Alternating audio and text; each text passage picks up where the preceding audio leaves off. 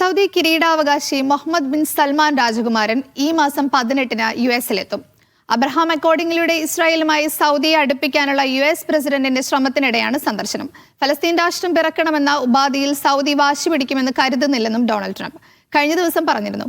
Saudi അറേബ്യയ്ക്ക് US പ്രഖ്യാപിച്ച $142 billion പ്രതിരോധ കരാറിന്റെ പുരോഗതിയും ചർച്ചയാകും.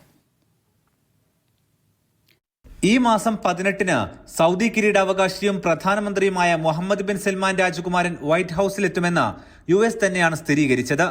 2020-ൽ അബ്രഹാം അക്കോർഡിലൂടെ UAE, ബഹ്റൈൻ, സുഡാൻ, മൊറോക്കോ എന്നിവർ ഇസ്രായേലുമായി നയതന്ത്ര ബന്ധം സ്ഥാപിച്ചിരുന്നു. ഇതിലേക്ക് സൗദിയെ എത്തിക്കാനുള്ള തീവ്ര ശ്രമത്തിലാണ് ട്രംപ്. ഫലസ്തീൻ രാഷ്ട്രം പിറക്കാതെ അതിലേക്കുള്ള വഴി തെളിയാതെ ഇസ്രായേലുമായി നയതന്ത്ര ബന്ധം ഉണ്ടാകില്ലെന്നതാണ് സൗദിയുടെ പ്രഖ്യാപിത നിലപാട്. എന്നാൽ ഇസ്രായേലുമായി ബന്ധം സ്ഥാപിക്കാൻ ഈ ഉപാധികളിൽ സൗദി വാശി പിടിക്കുമെന്ന് കരുതുന്നില്ല എന്ന് കഴിഞ്ഞ ദിവസം US മാധ്യമത്തിന് നൽകിയ അഭിമുഖത്തിൽ ട്രംപ് പറഞ്ഞിരുന്നു. അബ്രഹാം അക്കോർഡിലേക്ക് സൗദി എത്തുമെന്ന് ഉറച്ചു വിശ്വസിക്കുന്നതായും അദ്ദേഹം ആവർത്തിച്ചു.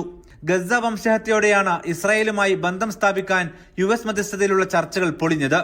ഇതിനാൽ കിരീടാവകാശിയുടെ US സന്ദർശനം ഈ വിഷയത്തിൽ നിർണായകമായിരിക്കും. ഇസ്രായേലുമായി ബന്ധം സ്ഥാപിച്ചാൽ സൗദിക്ക് കൂടുതൽ സൈനിക സുരക്ഷാ പിന്തുണയാണ് US ഓഫർ ചെയ്യുന്നത്. എന്നാൽ ഇതിൽ സൗദി നിലപാട് നിർണായകമാണ്. ട്രംപിന്റെ റിയാദ് സന്ദർശനത്തിനിടെ US സൗദി പ്രതിരോധ സഹകരണ കരാർ പ്രതീക്ഷിച്ചിരുന്നുവെങ്കിലും ഒപ്പിട്ടിരുന്നില്ല. അത്യാധുനിക ആയുധങ്ങൾ ഉൾപ്പെടെ ഇതിനുള്ള സാധ്യതയും സന്ദർശനത്തിലുണ്ട്. $142 ബില്യൺ കരാറുകൾ റിയാദ് സന്ദർശനത്തിൽ US സൗദിക്ക് ഓഫർ ചെയ്തതാണ്. ഗസ പുനർനിർമ്മാണം, ഭാവി ഭരണം, പശ്ചിമേഷ്യയിലെ വിവിധ വിഷയങ്ങൾ എന്നിവയും സന്ദർശനത്തിൽ ചർച്ചയാകും. Aftab Rahman, media 1, Riyadh.